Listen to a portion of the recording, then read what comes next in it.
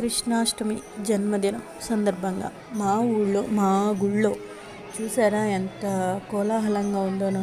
స్వామివారి చిన్న చిన్న పిల్లల చేత గోపికల వేషాలు, చిన్న పిల్లల చేత కృష్ణుడి వేషాలు అయితే వేయించి పేరెంట్స్ వేయటం కాదు, పిల్లలు వేసుకొని ఈ విధంగా రావడం కూడా చాలా గొప్ప.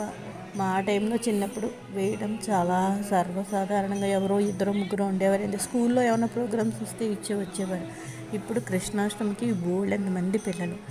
నెక్స్ట్ 1,50,000 డబ్బులతోటి అలంకరణ చెప్పాను కదా, మీకు వీడియో ఒకటి పెట్టాను షార్ట్.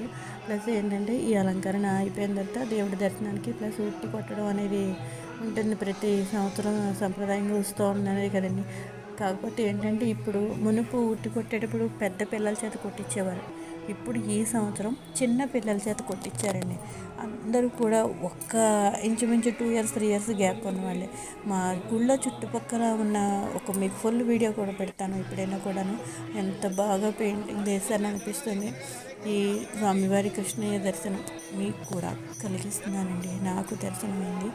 రాత్రి కూడా చాలాసేపు మెలకువగా ఉంటారట. పొద్దున్నుంచి ఉపవాసాలు చేసి అసలైన కృష్ణాష్టమి రాత్రి అయితే చేసుకుంటారట వీళ్ళు. ఈ విధంగా కృష్ణాష్టమి వేడుకల్లో చిన్న చిన్న వీడియోలు అయితే నేను తీయగలిగాను.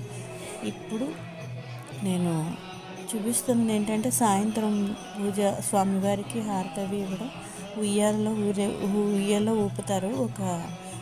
సాయంత్రం 6 దగ్గర నుంచి ఈ సేవ ఉంటాయన్నమాట, ఉయ్యాల సేవ, అలంకరణ. నెక్స్ట్ ఈ ఉట్టి కొట్టడం చెప్పాను కదండి, ఈ పిల్లలందరూ ఒకళ్ళతో ఒకళ్ళు అలా 3 సార్లు అయితే ఉట్టి కొండ బద్దలు కొట్టడం మళ్ళీ మార్చడం జరుగుతుంది. కానీ ఇలాంటి యాక్టివ్నెస్ పిల్లలకి కూడా మనం ఎంకరేజ్ చేస్తూ ఉండాలి అనిపించింది. పిల్లల్ని అందరినీ చూస్తేనే ఇప్పుడు పెద్దవాళ్ళ కన్నా పిల్లలకి తెలియాలి కదా ఇలాంటివన్నీ ఏంటో అన్నది. ఇలాంటి ఊర్లో వస్తే ఇలాంటి గుళ్ళో తెలుస్తూ ఉంటాయి పిల్లలకి అనిపించింది.